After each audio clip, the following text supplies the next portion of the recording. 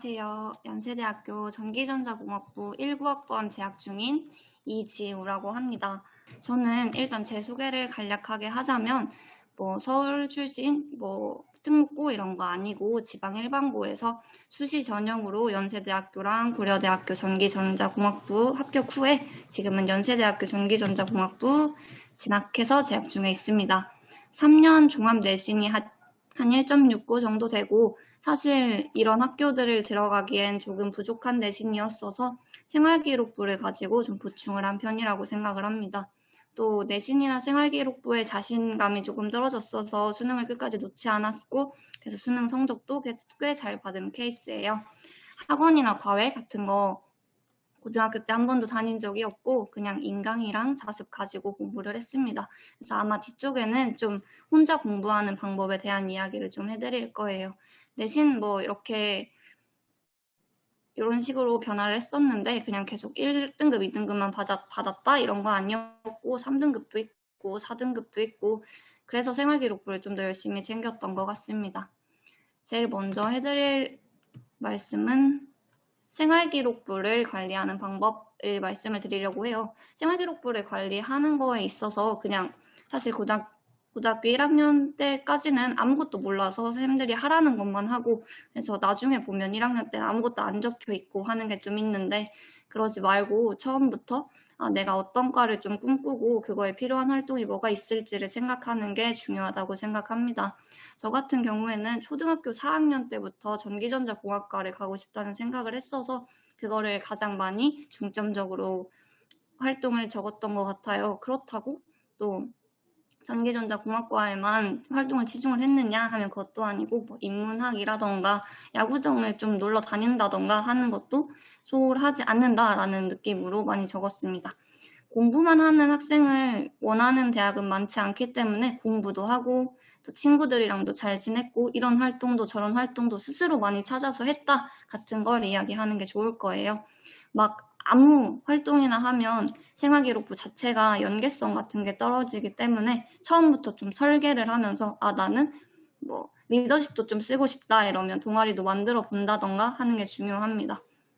생활기록부를 근데 아무리 잘 써도 내신이 너무 낮으면 좋지 않기 때문에 내신을 가장 열심히 챙기되 생활기록부는 그 내신이 조금 낮은 걸 보완할 수 있는 수단 정도로 생각해 주시면 될 것 같아요.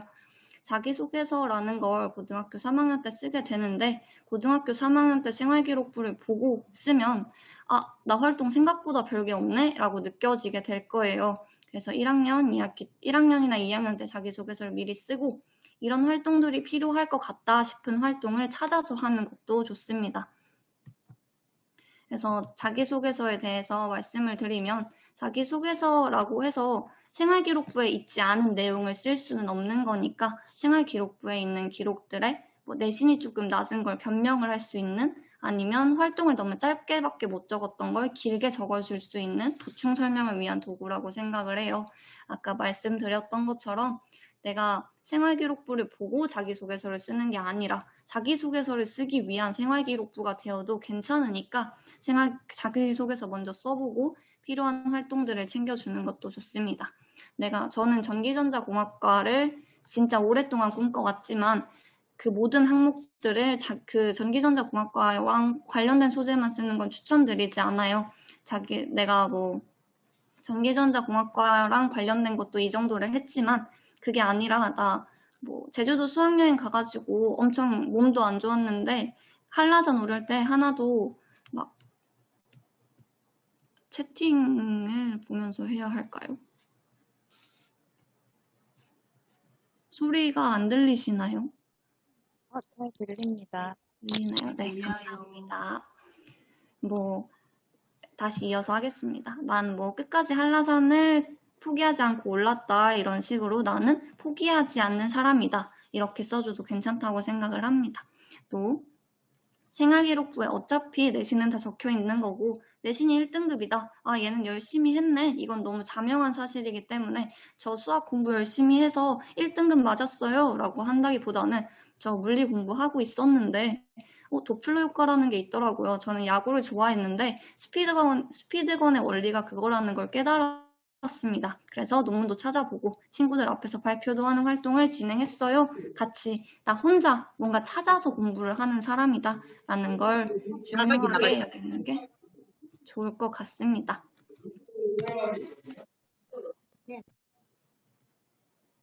그리고 제가 아까 전에도 말씀드렸듯이 사실 생활기록부는 보조적인 수단일 뿐이고 내신을 제일 많이 관리하는 게 좋은데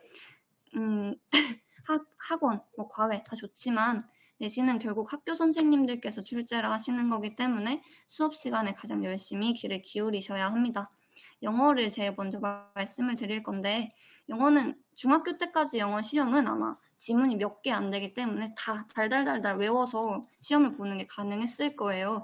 근데 고등학교를 가면 이제 범위가 엄청 많고 지문이 막 4, 50개 되기 때문에 다 외우는 건 힘들고 그래서 계속 반복 학습을 통해서 뇌에 각인시키는 걸로 하는 게 좋습니다. 외워야지 하고 한다고 외워질 양이 아니기 때문에 계속 반복을 하는 게 좋은 거예요. 그렇다고 반복하라는 게 그냥 읽어라가 아니라 문장 구조를 좀 분석을 하고 단어도 외우면서 공부를 하는 식으로 해야겠죠. 독해 실력을 키우면 내가 진짜 영어를 엄청 잘한다면 하나도 아는 지문이 시험에 나오지 않더라도 빨리 문제를 푸는 게 가능하겠지만 내신은 아마 시간이 부족할 거기 때문에 범위 안의 지문들을 좀 반복해서 뇌에 각인시키고 또 분석하는 공부를 통해서 독해 실력까지 키우는 걸 추천드립니다.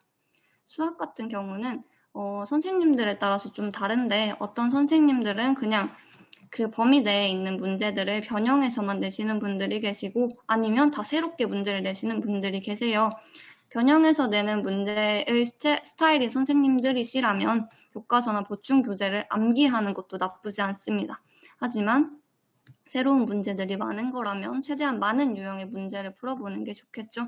가장 중요한 건 답지를 막 보고 내가 조금 풀어보다가 막힌다고 바로 답지 보고 이러는 게 아니라 끝까지 내가 풀겠다 이런 생각을 좀 하셔야 된다고 생각합니다.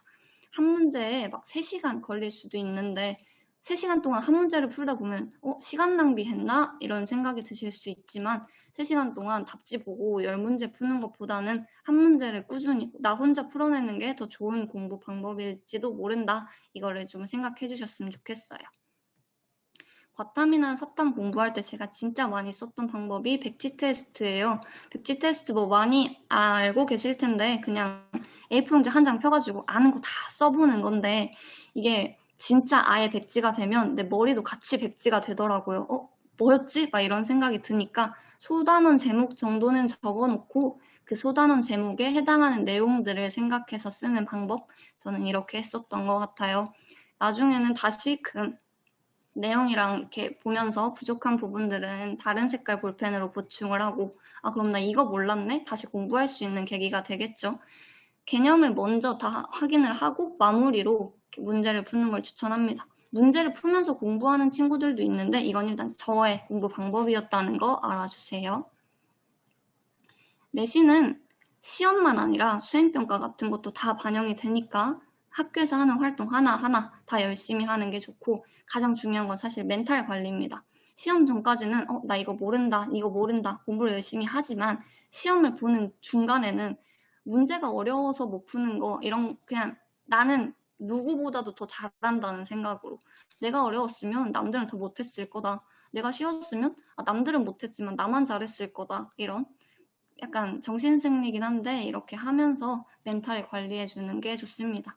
내신 기간은 한 4주, 한 달, 3주 요 정도 잡으니까 잠을 줄이는 친구들이 많은데 그러다 시험 전에 쓰러지면 너무 속상하니까 항상 체력 관리를 해주는 걸 저는 진짜 중요하게 생각합니다. 아마 중학교 분들이라면 아직 좀 먼 얘기일 수도 있는데 고등학교에 가게 되면 전형을 좀 빨리 결정을 해야 된다고 생각을 해요. 내가 수시로 갈지 정시로 갈지 3학년 수능 막 수시 원서 넣기 직전까지 고민하는 친구들이 있는데 그러다 보면 나 수시도 요것만 적당히 챙겼고 정시도 적당히 챙기는 사람이 될 수가 있어요. 그래서 2학년 2학기 기말고사 딱 끝나고 2학년 11월 모의고사 성적을 보고 내가 한쪽으로 성적이 치우쳐져 있다 싶으면 빠르게 결정을 하는 게 좋습니다. 저 같은 경우에는 2학년 2학기까지 내신이 1.5였고 모의고사 성적도 뭐 그거랑 크게 다르지가 않아서 마지막까지 둘 다 놓지를 못했지만 한쪽으로 기울어졌으면 정말 빨리 결정하는 게 좋을 수 있습니다. 저처럼 수시랑 정시를 병행해야 하는 거면 시험 기간이랑 자기소개서 작성 기간 같이 수시의 필수적인 기간들에는 정시 신경 쓰지 말고 모의고사 그런 거 신경 쓰지 말고 수시에 올인합니다. 그 대신 그런 기간이 아니라면 정시 공부에 올인을 해주는 게 좋아요. 병행을 하긴 하지만 한 기간에는 한쪽에만 올인을 해주는 게 좋습니다. 내가 정시를 선택을 했다면 수시를 선택한 친구들은 중간고사 끝나면 좀 쉬고 기말고사 끝나면 좀 쉬고 이러는데 그때 내가 정시면서 걔네 쉰다고 자기도 같이 쉬는 경우들이 좀 생기는데 그럼 안 되고 나는 그냥 내 페이스 그대로 평소다 생각하고 공부하는 게 좋습니다. 수시 발표가 나면 애들이 막 저기서 울고 있고 저기서 소리 지르고 있고 막 진짜 학교 분위기가 난리가 나는데 그거에 휩쓸리지 않는 게 가장 중요해요. 내가 수시를 선택했다고 해도 최저가 있을 가능성이 있다면 수능을 끝까지 놓으면 안 되겠죠. 근데 만약 최저가 없을 경우에는 수시를 그냥 빨리 넣어버리고 빨리 합격자 발표 나와버리면 이제 나는 쉬되 정시 친구들 학교에 있을 테니까 너무 분위기 망치지 않도록 하는 게 좋겠죠. 이제 마지막, 저는 물론 수시로 학교를 들어갔지만 아까 전에 말씀드렸다시피 정시 공부도 마지막까지 거의 학교에서는 저를 정시 선택한 앤가? 이렇게 생각할 정도로 수능 공부를 했기 때문에 수능 공부법을 조금 말씀을 드릴게요. 아까 영어는 내신 공부 같은 경우에는 그래도 범위가 정해져 있으니까 그 범위 내의 지문들을 반복 학습을 많이 해라, 뇌에 각인을 시켜라 이렇게 말씀을 드렸다면 그 수능 공부 같은 경우에는 이제 연계율도 떨어지고 하다 보니까 전체가 다 모르는 지문일 가능성이 커졌잖아요. 그럼 내가 그냥 영어를 잘해야겠죠. 영어 독해를 제일 잘해야 되고 단어를 많이 알아야 됩니다. 그냥 읽는다고 독해 능력이 키워진다고 생각하지 않아요. 항상 문장 구조를 많이 분석을 해야 나중에 고등학교 3학년 때 나오는 길고 복잡한 막 3줄짜리 문장, 주어, 동사 막 3개 들어있는 것들도 해석을 할 수 있게 될 겁니다.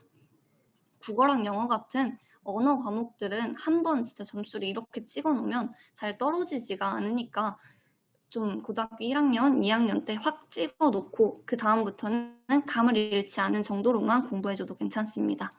수학은 아까도 말씀드렸듯이 한 문제에 시간을 진짜 3시간 써도 괜찮아요. 저도 고등학교 3학년 때 막 수능 30번 이런 거 풀 때 한 문제에 막 3시간 풀고 다음날 또 풀고 막 3일 풀어서 겨우 풀어내고 이런 걸 많이 했었는데 처음엔 시간이 좀 아까울 수 있어요. 3시간을 공부했는데 한 문제를 못 풀었네 이렇게 생각할 수 있지만 그걸 진짜 막 이런 방법도 적용해보고 저 방법도 적용해보고 열심히 공부해보고 딱 풀어내면 얻어가는 건 무엇보다 클 거라고 자신을 있게 말씀드릴 수 있으니까 꼭 혼자 스스로 풀어내는 습관을 들이는 게 좋습니다.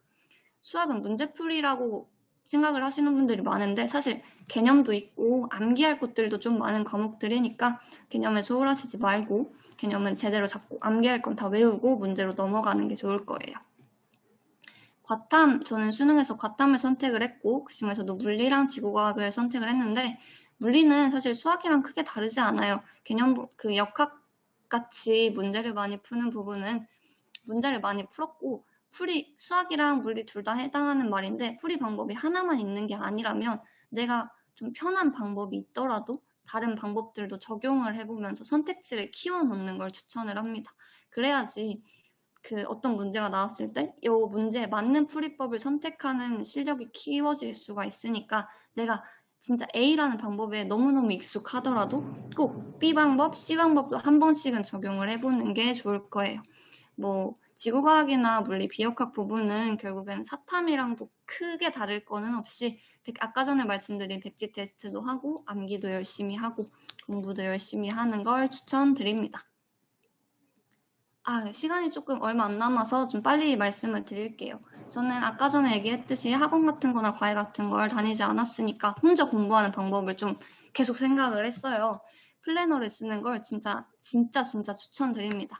저는 플래너를 전날 저녁에 다음날 플래너까지 썼던 사람이에요. 왜냐면 자기 전에 오늘 하루는 이랬구나, 내일은 이렇게 살아야지 하면서 좀 다짐하는 시간을 가질 수 있더라고요. 아침에 일어나자마자 쓰는 것보다는 저는 전날 저녁에 쓰는 걸 추천드리고 플래너를 쓰다 보면 막 보시면 아시겠지만 색깔이 좀 다른 걸 볼 수가 있을 거예요. 과목별로 색깔을 좀 다르게 칠해가지고 아, 나 오늘 좀 수학을 너무 많이 했네. 국어는 하나도 안 했네. 이런 식으로 균형을 좀 맞추는 걸 생각을 해주셔야 되고 또 내가 세운 계획을 내가 다 끝냈으면 뒤도 돌아보지 말고 그냥 바로 쉬어도 괜찮으니까 그 어머님들, 학부모님들 계시다면 만약에 자녀가 계획 다 끝내고 쉬고 있으면 그냥 너 다 했니? 아, 그러면 쉬어라. 이렇게 말씀해 주시는 게 좋습니다. 너 공부를 다 하고 쉬고 있는 것도 뭐라고 하시면 아마 공부를 하는 게 점점 싫어지기만 할 거예요. 아, 그리고 일주일에 하루 일요일 정도는 그냥 아예 통으로 비워두고 주중에 못했던 계획들을 몰아서 하는 것도 괜찮아요. 그럼 내가 평일에 진짜 열심히 해서 다 끝냈으면 하루 정도는 쉬는 날이 생기는 거겠죠. 저는 쉬려고 공부했던 사람이기 때문에 쉬는 날을 보장해 주는 게 좋다고 생각을 합니다. 자기주도 학습은 누가 시키는 게 아니니까 내가 나랑 한 약속을 지키려고 노력을 해야 돼요. 내가 공부를 하기로 했는데 남들이랑 약속을 했으면 내가 안 하면 누가 뭐라 하지만 나랑 약속을 한 거기 때문에 내가 안 해도 나만 조금 모른 척하고 애써 이렇게 안 보이는 척을 하면 아무도 뭐라 하지 않으니까 나랑 한 약속을 지키는 것, 그냥 내 의지력을 좀 키워야 된다고 생각을 합니다. 아이들이 그게 안 된다면 옆에서 조금씩은 도와주시는 게 좋아요. 계획은 다 끝냈니? 다 하고 쉬는 거니? 이렇게 한마디 정도? 너무 많이 하면 또 너무 공부가 싫어질 수 있으니까 한두 마디 정도 거들어 주시는 걸 추천을 합니다. 결국에는 수능까지 가려면 건강이 중요하니까 건강 관리 잘 하시고 열심히 공부해서 좋은 결과 있길 바라겠습니다. 감사합니다.